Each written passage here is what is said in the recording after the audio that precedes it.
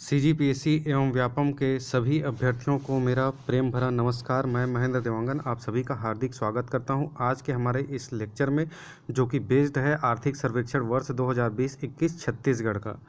तो छत्तीसगढ़ के अध्याय 7 में हम पहुंच चुके हैं और यह अध्याय 7 का तीसरा पार्ट है, जो कि बेस्ड रहेगा पशुधन, मत्स्य पालन इत्यादि में।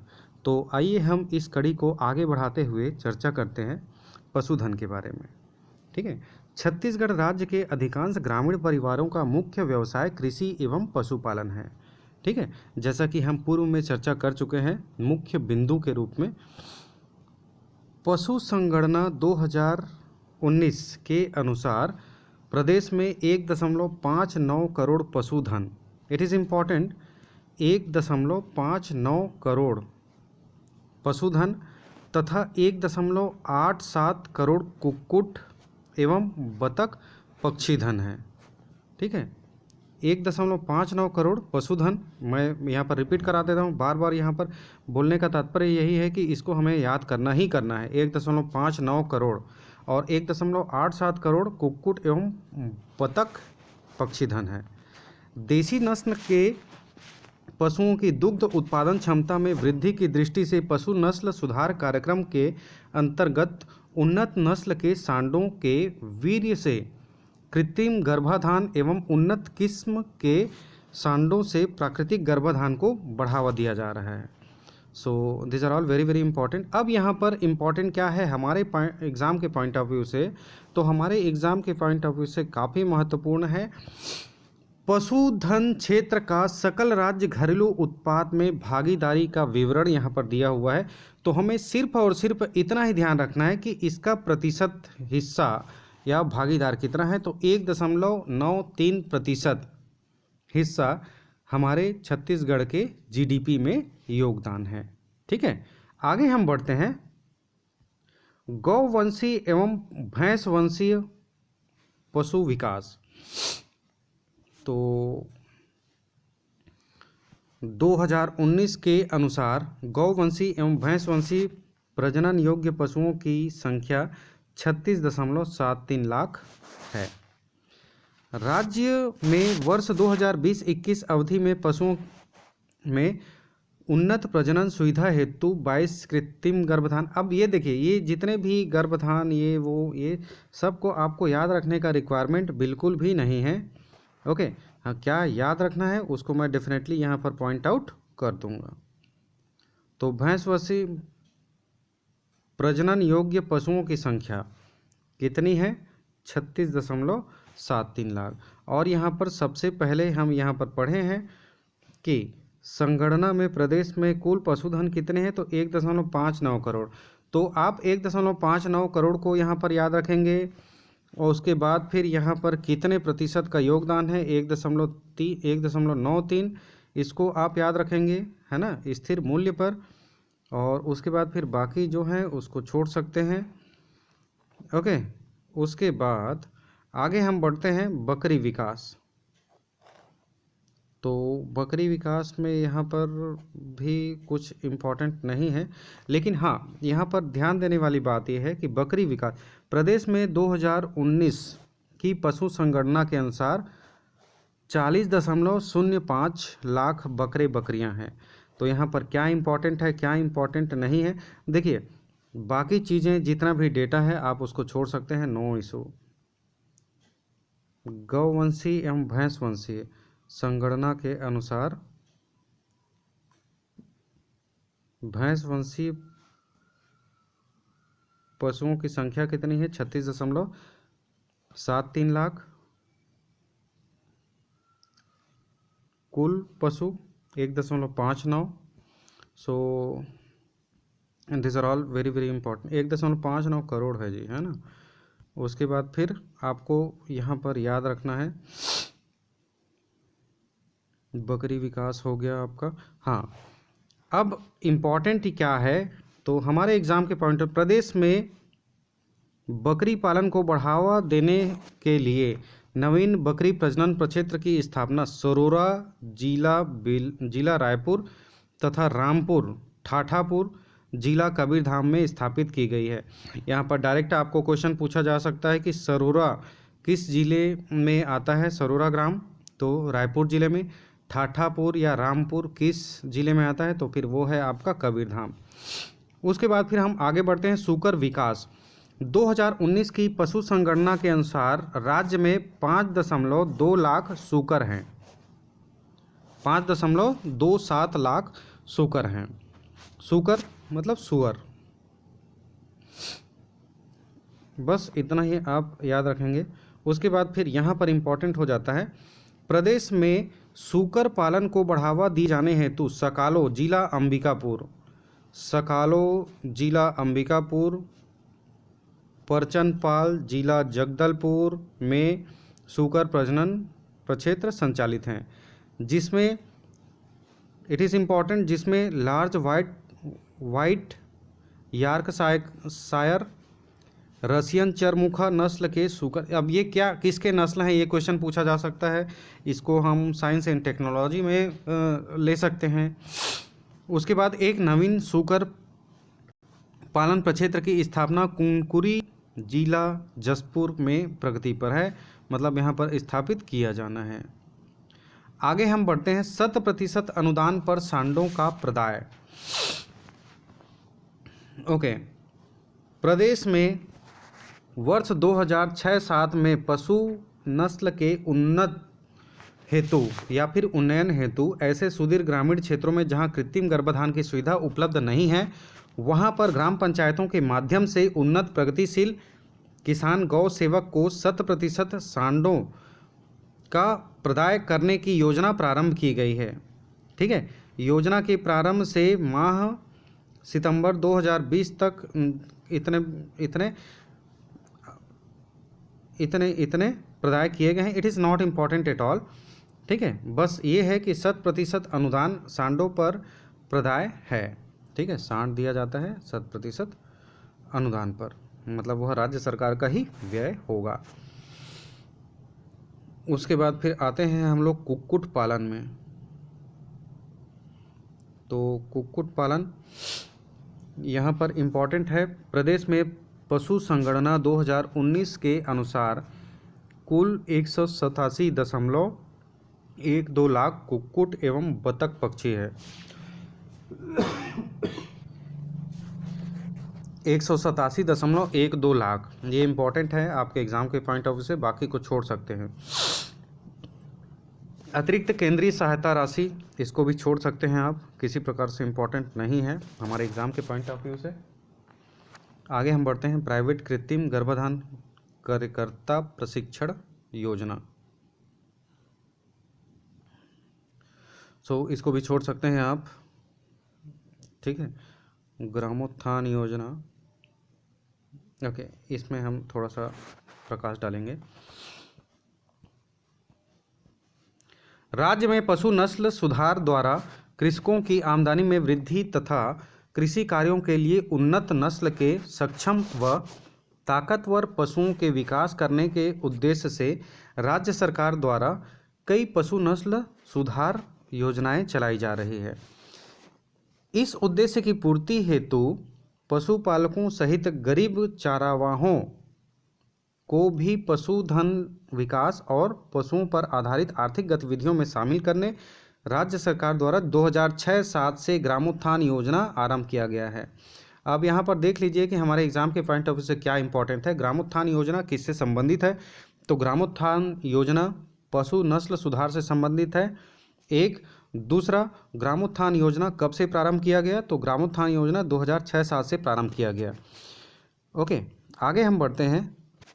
योजना प्रारंभ से अब तक इतने, अब ये इम्पॉर्टेंट नहीं है किसी भी हालात में कि इतने लोगों का पंजीयन हुआ है एंड ऑल, आप इसको सभी को छोड़ सकते हैं। ठीक है, दैट्स इट। जितना हम यहाँ पर कर रहे हैं वो काफ़ी इम्पॉर्टेंट है हमारे एग्ज़ाम के पॉइंट ऑफ व्यू से, बस उतने को ही करके चले जाइए, आपको कोई ताकत नहीं रोक सकता।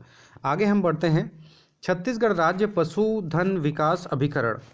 छत्तीसगढ़ राज्य में पशु संवर्धन की राष्ट्रीय गौवंशीय भैंसवंशीय पशु प्रजनन परियोजना के संचालन व नियंत्रण हेतु राज्य शासन द्वारा छत्तीसगढ़ राज्य पशुधन विकास अभिकरण की स्थापना, इट इज़ इम्पॉर्टेंट, जून 2001 में की गई। राज्य पशुधन विकास अभिकरण की स्थापना, डायरेक्ट क्वेश्चन यहाँ से बनता है, राज्य पशुधन विकास अभिकरण की स्थापना कब की गई? तो जून 2001 में। अभिकरण को राष्ट्रीय गौवंशीय पशु प्रजनन परियोजनांतर्गत विभिन्न घटकों के क्रियान्वयन हेतु प्रथम चरण वर्ष 2001-2 से 2005-6 में इतने करोड़ की, it is not important at all, but यहाँ पर इम्पॉर्टेंट क्या है, यहाँ पर छत्तीसगढ़ राज्य पशुधन विकास अभिकरण की स्थापना कब की गई? तो जून 2001 में पशुधन विकास अभिकरण की स्थापना की गई। ठीक है, छत्तीसगढ़ का एक अपना। उसके बाद फिर आगे हम बढ़ते हैं, पशु संवर्धन कार्य हेतु आवश्यक हिमीकृत वीर्य का उत्पादन राज्य में सुनिश्चित करने के लिए अंजोरा दुर्ग में फ्रोजन सीमन बुल स्टेशन की स्थापना की। It is very very important for the exam point of view. आगे हम बढ़ते हैं, ये अंजोरा में स्थापित की गई है ना, तो इसको याद रखेंगे आप। ठीक है, आगे हम बढ़ते हैं,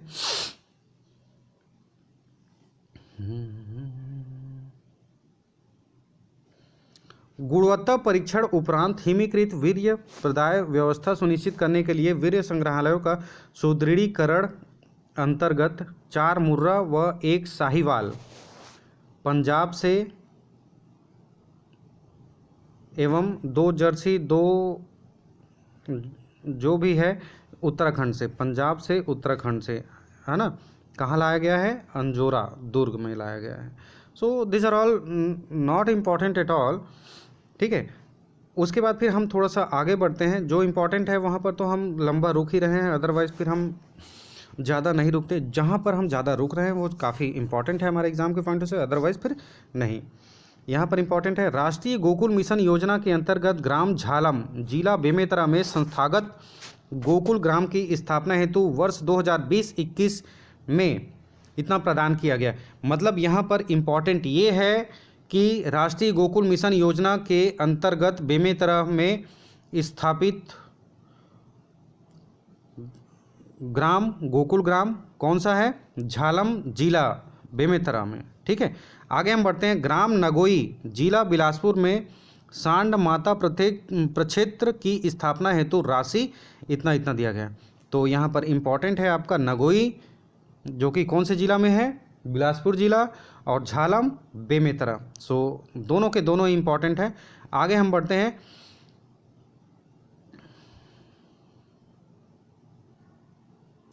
पशु रोग नियंत्रण परियोजना एस्कॉर्ड।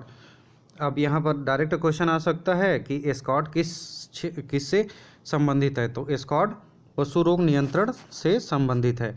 केंद्र प्रवर्तित योजना live stock health and disease control अंतर्गत एस्कॉर्ड संचालित हैं, जिसके अंतर्गत प्रमुख रोगों के प्रतिबंधात्मक टीकाकरण, पशु उपचार आदि कार्य किया जाता है। ओके, तो बस इतना ही याद रखें आप लोग। उसके बाद फिर मुंह पका खूर पका ये नियंत्रण, सो इसको छोड़ सकते हैं आप, ये सभी के सभी को। ठीक है, सुराजी ग्राम योजना ये इम्पॉर्टेंट है, इसके बारे में हम प्रीवियस चर्चा कर चुके हैं। So this are all very very important for the exam point of view. आगे हम बढ़ते हैं, पशु उत्पाद उपलब्धता। ओके, इसको भी आप छोड़ सकते हैं, डेयरी उद्यमिता विकास योजना। ओके, इसको भी छोड़ सकते हैं आप। Okay, no issue. उन्नत मादा वत्स्य पालन योजना, इसको भी छोड़ सकते हैं। ओके, मत्स्य विकास की ओर हम आगे बढ़ते हैं। सो कृषि एवं संबद्ध क्षेत्र में मत्स्य विकास भी शामिल है। पशुपालन हमने देख लिया, पशुपालन में क्या इंपॉर्टेंट है, हमारे एग्ज़ाम के पॉइंट ऑफ व्यू से क्या इंपॉर्टेंट नहीं है। उसी प्रकार हम मत्स्य पालन की ओर आगे बढ़ते हैं। छत्तीसगढ़ राज्य में मत्स्य पालन विकास काफ़ी प्रगति पर है। राज्य में उपलब्ध जल संसाधन की दृष्टि से मछली पालन एक विशिष्ट स्थान रखता है। राज्य की भौगोलिक एवं कृषि जलवायु स्थितियाँ भी मछली पालन हेतु उपयुक्त है। मछली पालन अधिक आय, कम लागत और कम समय में सहायक धंधे के रूप में ग्रामीण अंचलों में अत्यंत लोकप्रिय है। सही बात है। यह ग्रामीण क्षेत्रों की बेरोजगारी दूर करने का सशक्त एवं रोजगारोन्मुख साधन है। मछली पालन से अच्छा मुनाफा कमाया जा सकता है। साथ ही मछली जैसे पौष्टिक खाद्य का उत्पादन बढ़ाकर कुपोषण को दूर किया जा सकता है। राज्य शासन द्वारा इस व्यवसाय से जुड़े मछुआरों के हित में अनेक कल्याणकारी निर्णय लिया गया है तथा उनका लाभ भी उत्पादन के रूप में परिलक्षित हो रहे हैं। ठीक है, अब हम यहाँ पर ध्यान देंगे छत्तीसगढ़ राज्य के सकल घरेलू उत्पाद में मत्स्य पालन का भागीदारी कितना है। मैं रिपीट कर रहा हूँ, सिर्फ और सिर्फ हमें भागीदारी से मतलब है, यहाँ पर वृद्धि से मतलब नहीं है। और वृद्धि कब, सिर्फ और सिर्फ जीडीपी में वृद्धि कितना कितना हुआ है वो सिर्फ आपको याद रखना है। बाकी इसके लिए किसी प्रकार से वृद्धि इम्पॉर्टेंट नहीं है। मैं जितना बोल रहा हूँ सिर्फ उतना ही काफ़ी है, आप सिर्फ करिए तो आगे बढ़ते हैं। तो यहाँ पर मत्स्य पालन में मत्स्य पालन का जीडीपी में योगदान कितना है, तो 2.35% जीडीपी में योगदान है। किसका? मत्स्य पालन का। ओके, आगे हम बढ़ते हैं।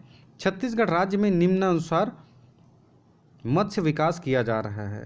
तो ठीक है, यहाँ पर इम्पॉर्टेंट है, जल क्षेत्र का 94.66% है।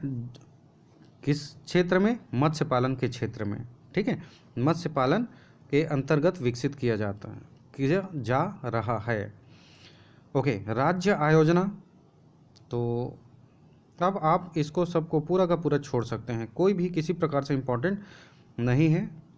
ओके, मत्स्य पालन का प्रसार, मौसमी, ये इम्पोर्टेंट नहीं है। आप इसे यदि पढ़ना चाहते हैं तो आप पढ़ सकते हैं। मैं यहाँ पर रिपीट कर देता हूँ। यदि आप जाना चाहते हैं department of economic survey DES.cg.gov.in करेंगे तो आ जाएगा आपका। ठीक है, ओके। केंद्र प्रवर्तित योजना है,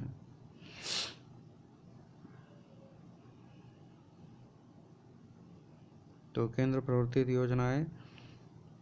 ओके, कार्यक्रम क्या है? मत्स्य कृषक विकास अभिकरण। तो प्रदेश में केंद्र प्रवर्तित योजना के अंतर्गत 27 जिला इकाइयों में जिनके माध्यम से 10 वर्ष की अवधि के लिए तालाब पट्टा आवंटन, तो ये हमारे एग्ज़ाम के पॉइंट ऑफ व्यू से काफ़ी, मैं थोड़ा सा स्क्रीन को बड़ा कर देता हूँ। 10 वर्ष की अवधि के लिए तालाब पट्टा आवंटन एवं तालाबों में कृषक के व्यय पर मत्स्य बीज संचयन एवं कृषकों को आर्थिक सहायता उपलब्ध की जाती है। बस इतना याद रखेंगे, दैट्स इट। आगे हम बढ़ते हैं, राष्ट्रीय मछुआ कल्याण। तो ध्यान दीजिएगा, एक एक बार हम यहाँ पर रिपीट कर लेते हैं। मछली पालन व्यवसाय में जुड़े मत्स्य जीवियों को मत्स्य पालन अथवा मत्स्याखेट के समय दुर्घटना की स्थिति में आर्थिक सहायता प्रदान करने हेतु निःशुल्क दुर्घटना बीमा योजना क्रियान्वित की गई है। हितग्राही मत्स्य कृषक यदि 18 से 70 वर्ष आयु के ही इस योजना में सम्मिलित किए जाते हैं तो केंद्र और राज्य सरकार के द्वारा 50-50% अनुपात में व्यय भार वहन किया जाता है। योजना अंतर्गत दुर्घटना स्थिति में बीमित हितग्राहियों की अपंगता हेतु 1 लाख रुपए तथा स्थायी अपंगता हेतु 2 लाख रुपए की आर्थिक सहायता दी जाएगी। ठीक है, दैट्स इट। आगे हम बढ़ते हैं। अब जाहिर सी बात है, बीमा कराएंगे उसी का ही तो नाम रहेगा, अदरवाइज नहीं रहेगा। मत्स्य उद्योग प्रशिक्षण विस्तार। मत्स्य उद्योग प्रशिक्षण विस्तार योजना अंतर्गत केंद्र शासन तथा राज्य शासन द्वारा 80:20 के अनुपातिक अंशदान से, कहने का मतलब है कि केंद्र सरकार का योगदान इसमें 80% और राज्य सरकार का योगदान इसमें 20% रहेगा। योजना अंतर्गत मत्स्य उद्योग से संबंधित अमले तथा मछुआरे प्रभावपूर्ण ढंग से आधुनिक वैज्ञानिक तकनीक पर आधारित मत्स्य पालन विकास संबंधी प्रशिक्षण एवं तत्संबंधित अधोसंरचना निर्माण आदि का कार्य क्रियान्वित किया गया है। ठीक है, कुछ हद तक कुछ चीज़ें इंपॉर्टेंट हैं, सभी चीज़ें इंपॉर्टेंट नहीं हो सकता एट ऑल। बाकी केंद्र क्षेत्र योजनाएं आप इसको छोड़ सकते हैं।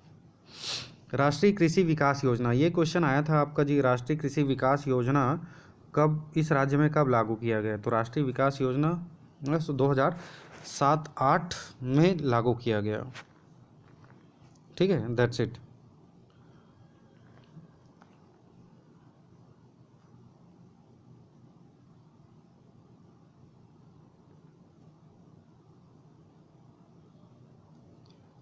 ओके, आगे हम बढ़ते हैं नील क्रांति योजना। इसके लिए नील क्रांति योजना भारत शासन द्वारा केंद्र प्रवर्तित केंद्र क्षेत्र योजना कार्यक्रमों को नवीन योजना नील क्रांति के तहत समाहित कर नील क्रांति कार्यक्रमों के घटकों से राज्य में मत्स्य पालन एवं प्रबंधन कार्यक्रमों के अंतर्गत मत्स्य पालन से जुड़ने वाले सामान्य हितग्राहियों को 40% एवं अनुसूचित जाति अनुसूचित जनजाति के हितग्राहियों को 60% का अनुदान दिया जाता है। ये नील क्रांति योजना है। ठीक है, आगे हम बढ़ेंगे तो यहाँ पर ध्यान दीजिए, कुल भौगोलिक क्षेत्र है, यहाँ पर हेक्टेयर में दिया है। ये सभी के सभी के बारे में हमने चर्चा कर चुका है।